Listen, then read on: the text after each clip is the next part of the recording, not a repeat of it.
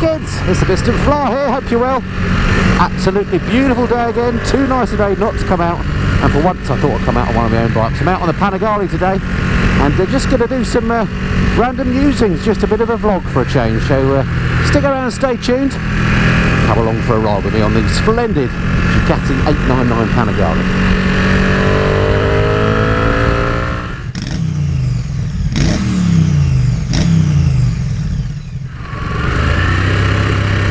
Passing Chequers here, where tomorrow there's a big meeting with the Prime Minister and a Cabinet to talk all things Brexit. Going to talk about the new possible arrangements, the third way the customs union to not work. Well, it won't be a customs union, but whatever it is that Theresa May, whatever madcap idea she's come up with this time, to try and keep both the Remainers and the Remoaners happy. Is it Remainers and Remoaners? Yeah, I think so. No matter where you stand on the whole Brexit issue, I think it's difficult to agree that Theresa May is doing a good job, or has got an easy job, let's face it. I mean, it seems like she's just trying to keep everybody happy, but she's going to end up keeping nobody happy, I'm afraid. I personally think she's going to have to go, and I think this whole Brexit process is going to take years and years to fully unravel. But anyway, as a matter of policy, I don't normally talk about politics. I just mentioned it as I happen to be going past Chequers, and this time tomorrow this place is going to be heaving with news crews. And then this time next week it's going to be even more busy. I might have to come out again actually, because Donald Trump is due a visit on Friday the 13th. So it might be interesting to come out then and have a little look. So I imagine there'll be absolutely loads of foreign news crews as well. I was sort of tempted actually to come up here to a local beauty spot called Coombe Hill, which overlooks Chequers, and when US presidents have been visiting before, I've been up there, and when you look back you can see all the CIA guys and stuff, and it sort of occurred to me, what would happen if I flew by drone over there next Friday when Trump is in town? There's actually, you know, speaking as a pilot, not just a drone pilot but an aircraft pilot, there are no rules of the air that stops me flying my drone over Chequers. I've flown an aircraft over there many times. It just amazes me that there's no restricted airspace there, but yeah, I could fly my drone over there. There's nothing legally to stop me. But could you imagine if the president was in town, if you did that, how long would my drone stay hovering over Chequers? I think the CIA would have it out of the sky in no time at all, and rightly so. I'm not I'm not encouraging anyone to go and fly their drone over Chequers when there's something going on, or indeed at any other time. And if you did and you lost it or you got in trouble, well, more fool you. It was just a naughty thought I had. Anyway, just a little bonus bit of vloggage for you today. I wasn't going to come out and film anything on the bike. I was just going to, I've got a sort of a rare, quotes, spare day. Well, there is stuff I've got to do, but it's such a lovely day, I thought I'm going to get out on my Panigale. One of the unintended consequences of riding so many test bikes and being lucky like I am to get loan bikes from manufacturers is that most of the riding I do is on other people's bikes, not my own. And the bizarre thing is, the bikes that I own are still my favourites out of all the bikes that I've ridden. I'm not minded to change any of them, despite all the great bikes that are out there. That's not because there aren't any better bikes out there now, but it's because they aren't significantly better that I want to pay the extra cost to replace one of my current bikes with, if that makes sense. And on a hot, dry day like today, when the roads are nice and warm, it's what, 25 degrees out there at the moment, and it's going to be 28 later on. Then the Panigale is just a beautiful bike to be out on. The tyres on here are super sticky, great grip. And once you're used to the whole sports bike pose thing, when I bought this bike, I thought it was going to be really uncomfortable. And it's, you know, it's not comfortable, I'll be kidding you to say it is. But you do get used to this, you know, sports bike tuck. And once your core muscles have built up a bit of strength, it's not actually uncomfortable at all. You get completely used to it, and I find the Panigale fine. It's also a great real-world test for some of the mods that I did to the Panigale. I'll be quick before that car comes.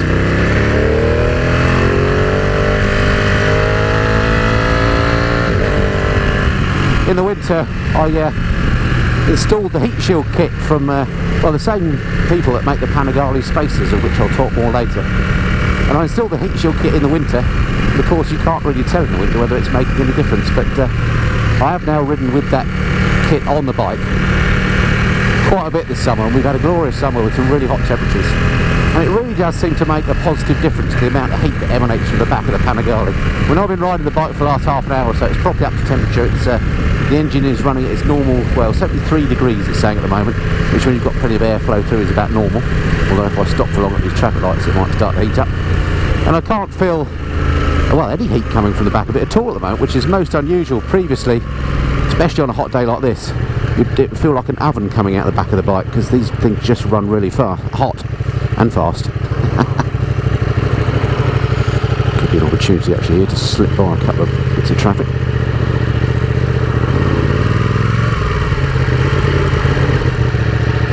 I'm sure car drivers hate it when I do that, but it's a brilliant opportunity just to dip by some traffic with all these traffic lights set up. There's loads of temporary traffic lights around. I guess just fixing all the potholes and stuff while they're Thames water.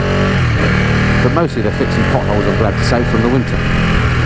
Anyway, yeah, so this heat kit, yeah, seems to work really well. Of course, it's subjective. It's not a scientific test in any way, but to me it seems to be helping the bike feel a bit cooler.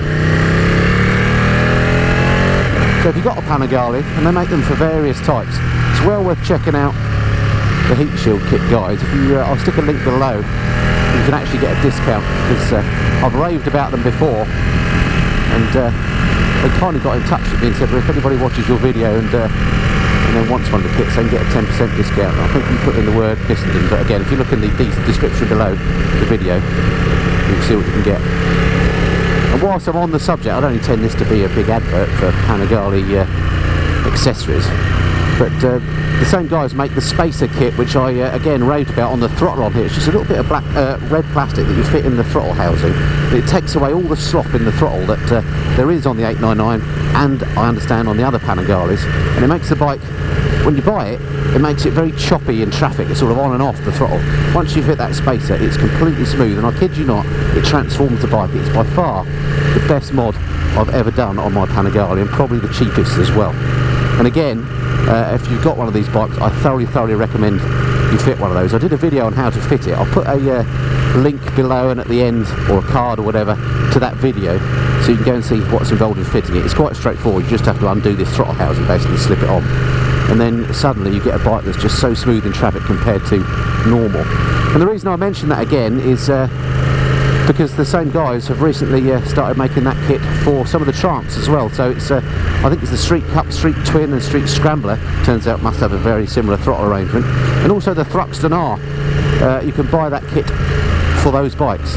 Now I don't know, I can't recall, I've ridden them all, but I can't recall how on and off they are at slow speeds, but clearly there must be some sort of an issue if the guys thought it was worth making it for those. So again, you can use my discount for those. It's a very cheap mod. If you've got one of those bikes and you've noticed a little bit of hesitation or lumpy running at slow speeds, I cannot recommend them enough. It's the best mod, as I say, I've done for this bike, and also one of the cheapest. So yeah, here we go. So it did turn out to be like a big advert, but check them out, as I say, links below. Get yourself a discount using my Bissenden code. You'll also be helping out the channel a little bit by doing that. Can't recommend them enough. Man, it's super busy here today for some reason. May not look it to you, but Prince's Risborough, which is where I am now, is usually a very sleepy little place. A few people out, it's good when the sun's out. Clothes come off the youngsters, we like. Well, when I say youngsters, that's not... You know what I'm saying? I'm not saying children, okay? I'm saying ladies. Between the ages of 20 and 80, alright? Let's just be clear about that. Oh, what an absolute cracking summer we've had. Those of you who aren't in Blighty, you're probably aware that I'm always moaning about the bad weather we have here and we never get any sunshine. Well, this summer has been completely different, because we went straight from quite a harsh winter to a brilliant summer. And here in the southeast of England, where I live, it's basically been hot every day and sunny for, well, as long as I can remember. In fact, I recently went to Mallorca. I was jammy enough to do a little flying trip down to Mallorca for a weekend, and it was actually hotter here than it was in Mallorca. How good is that?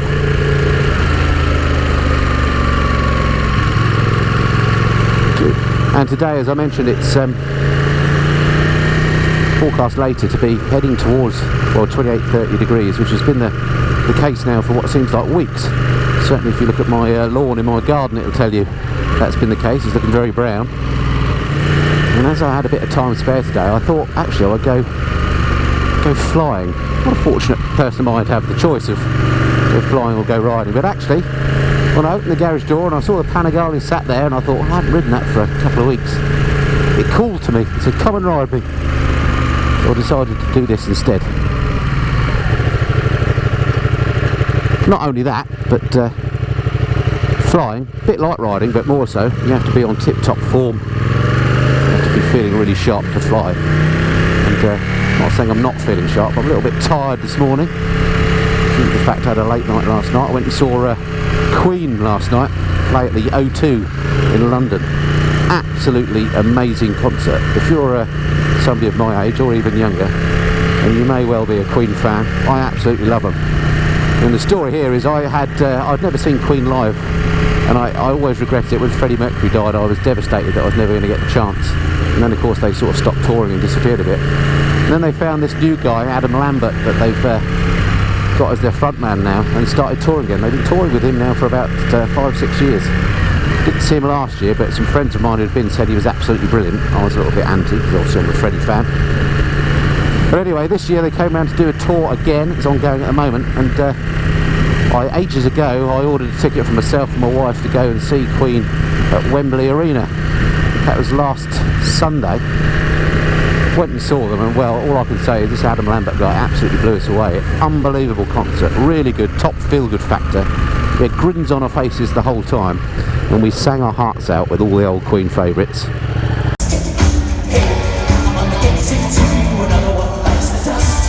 It was just brilliant, and we both said if we'd go again the next day, we absolutely would. And we sort of said that jokingly, but I mentioned it to my kids. I've got twin 17-year-old teenage daughters, as I've probably mentioned before, and they happen to be Queen fans as well. Rock on. And anyway, I said to them I'd go tomorrow if I had the chance, and they said, well, why don't we? And my initial thing was, well, it's flipping expensive, but I managed jammily to get myself some tickets for the O2. They're like 70 quid each or something, and we had absolutely brilliant views, and that was last night. So we all went, me and my wife again, for the second time in a week, and the kids. So what swayed it for me was my kids said to me, Dad, come on, this is Queen, this is a once-in-a-lifetime opportunity. I thought, you know what? Can't we slow down? They're absolutely right. It is a once-in-a-lifetime opportunity. And I've now done it twice in a week. But for them, who are Queen fans and only 17, I mean, let's face it, Freddie Mercury died way before they were born. Yet they still love all the back catalogue. It just shows how enduring music like that is. And they absolutely loved it as well. It was just a top night. I can't believe Brian May, 70 years old now, and he was still running about the stage like the rock god he truly is. So to get the chance to see them on this tour, and you're sceptical about Adam Lambert, put that behind you. Go and see them. They are brilliant. Adam Lambert doesn't try and do an impression of Freddie Mercury. It's a sort of an homage, and he does a great job. He really camps it up, and he's really brilliant. He's a top showman, and yeah, great night last night. Anyway, so that was a long story as to why I'm feeling a little bit tired this morning. Just didn't get home until about 2 in the morning. Nothing to do with drink, you see. Oxfordshire, hurrah! Oh, I love this bike. I've got to get out on it more. I really have. It's all very well doing these little 50-mile blasts every now and then. I need to go and do a tour or something on this, because it really is an ace bit of kit. One of these days I'll ride a 959 for comparison purposes. I'm in communication with Ducati UK, and we're trying to sort out some bikes for me to review, because there are a number of Ducatis I haven't ridden that I'd love to do so, and particularly on a long-term basis. Things like the XD Aval, for example, I think looks amazing. I've never even ridden one, and maybe now I'm getting all sort of cruiserish. Maybe the XD Aval is a bike that would appeal to me, so I'd quite like to have a long-term go on that if I can. So I'm sort of talking to them about that. Of course the 959, of course the Panigale V4. Got to have a go on that. Now the hype has died down, have a little bit of a go on that, see how that relates. Now, as you may know, if you've been watching my videos for a while, I'm in no way a riding expert. I'm not a sort of a track day demon or anything like that. I don't really ride particularly fast, or indeed know much about riding fast. I just enjoy motorcycles and touring and riding.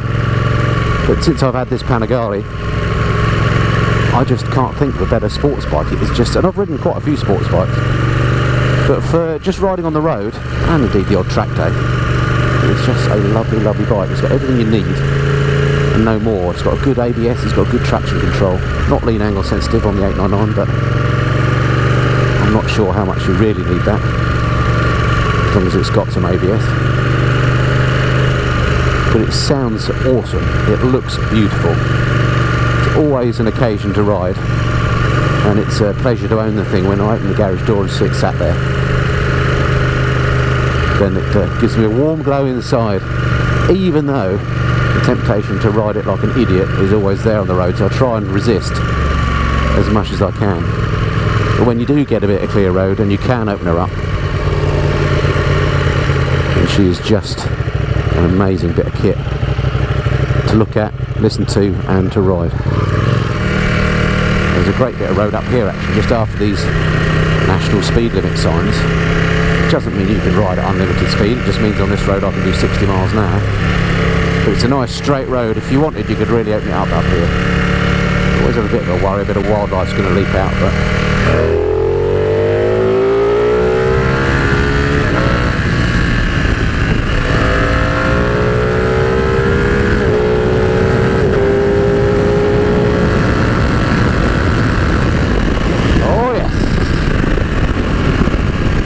the sound of this thing. The quick shifter on here works beautifully. I've only got an upshift on this, not a downshift, but it works really lovely and smoothly. It just adds to the enjoyment of the bike. You can never really justify a quick shifter on the road, can you? Why would you want one of those, you could say? But every bike that I own that I can have a quick shifter on, I've had them fitted because they're just great fun. Right, the engine is holding its heat quite nicely. It's saying in terms of consistency it's 78 degrees the engine now, and the outside air temperature is 25 degrees centigrade by UK standards. That's a hot day. Yeah, it's a real treat to be out on a warm day and not having the old gonads cooked. Loving it. So one of the tricky things, isn't it, about biking is about, you know, what to wear when.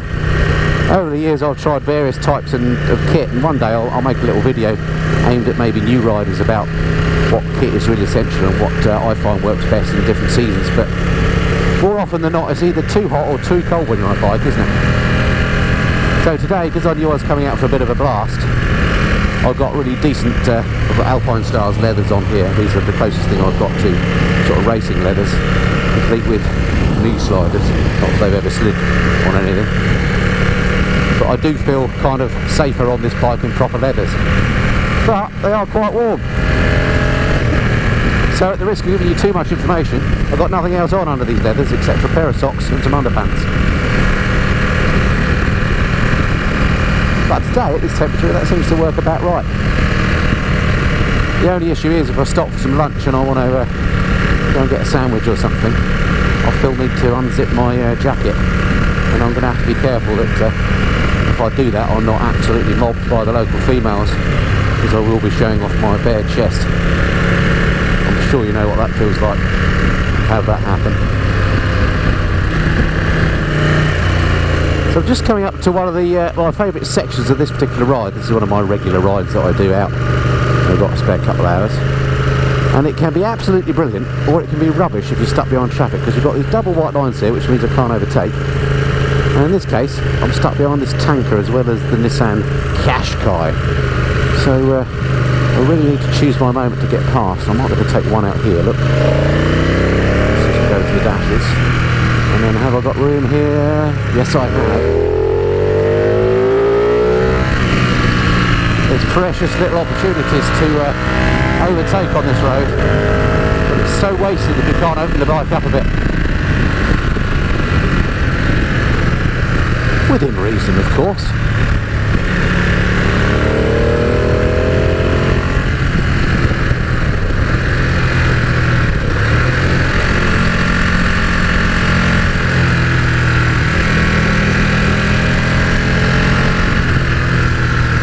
Beautiful grippy tarmac on this corner.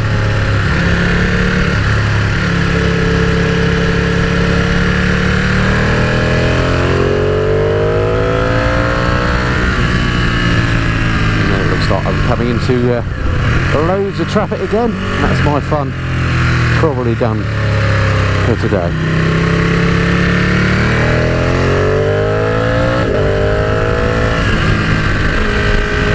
I occasionally have people leave me comments saying that they're coming down on their bike from the north or something. They're going to do a bit of a ride around the south. Where are good places to ride? Can I recommend anywhere? And my response is usually, no, I can't. Not because I don't want to, but the southeast, any time of day. I mean, what time is it now? It's 11:21 in the morning. Whenever you ride, it's full of traffic. But look at this, look. There's 5-6 cars ahead of me. I've got these solid white lines again. I know there's no chances for me to overtake for the rest of this good bit of this road. I'm basically now stuck. So if you came down here looking to do a bit of touring on your bike, by all means come down as a tourist and do the sights and sounds, you know, London, Windsor, all that sort of thing. But don't come down here because you're looking for good biking roads, because although they might exist, like this technically is a good road, you just never get them to yourself unless you get up very early in the morning indeed. Which I do occasionally do, but who wants to do that when you're on holiday? Just about to come into another unrestricted area. So I think this Polo is going to be dispatched with short order any time now, nothing behind me. Can we see round the corner? Not really. Yes, we can enough.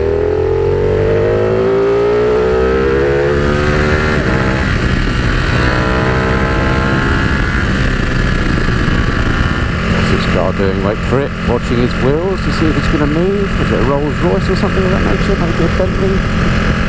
Stay put, good man. But just in case you're wondering whereabouts I'm riding, as you saw, it's the sort of Oxfordshire border. That's Oxfordshire, Buckinghamshire border. This is actually a place called, well, I'm coming up to a place called Stokenchurch. There's a mast there. It is what it's famous for. And this little bit just up here is one of my, again, another of my favourite little roads. Fun enough, it's best in this direction. I've ride it in both directions quite regularly. Turning up. But this way is just better. I don't know why. It's got some nice turns up here. It's nice underneath the leaf canopy. And when it's dry, it makes for a really rewarding bit of riding. A bit tricky in the wet, because you get a lot of leaf fall and therefore obviously potentially slippery under tyre. But on a day like today, beautiful. Albeit you can't unleash the full madness. It is a 50 mile an hour limit up here, which rather limits fun. But this first corner is quite a tight one, so it's makes sense actually if you don't know the road. There is a 50 around here because it tightens up on you here and keeps on going forever. It's the corner that keeps on delivering, this one. If you didn't know about it, you could easily run wide. And then it goes to a little bit of 2 lanes here, so if there's traffic in the way, you can overtake if you're going slowly.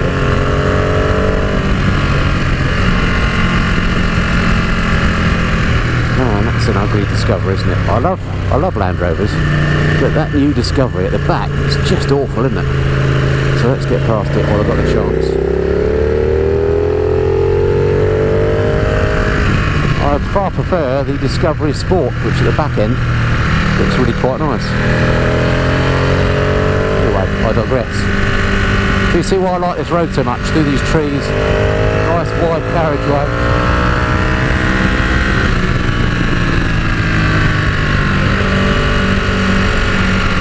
If you're not stuck behind traffic, really nice bit of road. Just at the top here, you get a view of that mast I mentioned, which I know is Stokey Mast, because when you're flying around here, it's an excellent landmark. It's just there, look. The Stokenchurch Mast. Looks small from the ground, but from the air you can see that for miles around, because of course this is one of the highest points in the area. Alrighty, so there we have it, just a bit of a random extra bonus vlog outside of my usual Monday, Wednesday, Friday posting schedule. Hopefully I'll get this edited and up fairly quickly, and then I'll be back to my usual schedule. Tomorrow, of course, being a Friday, means that I'll be posting my latest in my Scottish Western Isles tour, which seems to have been going down well, so thank you for watching those. And I hope, even though this little vlog hasn't been about anything in particular, I hope it's been of some interest to you and you've enjoyed this little ride out with me. This Thursday lunchtime on a splendid day. Don't forget to check out those links below if you are in the market for either the Panigale heat kit, which really does seem to work nicely, or if you've got one of those Triumphs or a Panigale again with a slightly snashy throttle. That Spacer really works a treat. Check out those links below. Well, I look forward to speaking to you next time. Until then, this has been the Mr. Fly. Cheerio. We're working with our partners Speedo Angels throughout July to give you 20% off the entire range of dashboard screen protectors and get yourself one extra free fitting kit when you use the discount code Missenden. Just go to www.speedo-angels.com. Oh, it's a white van, man. It's a white van that needs a clean as well. Oh, actually, when I say white van, man, I've got nothing against white van, man. The people that drive them, they've got to do jobs. I understand that. Don't have a go at me for that. But what I do have an issue with is that they block my view. I mean, look at it. It's a massive, great thing right in the way of my view. And that's why I have an issue with white vans. It's impossible for me to go out for a ride and not attract a white van.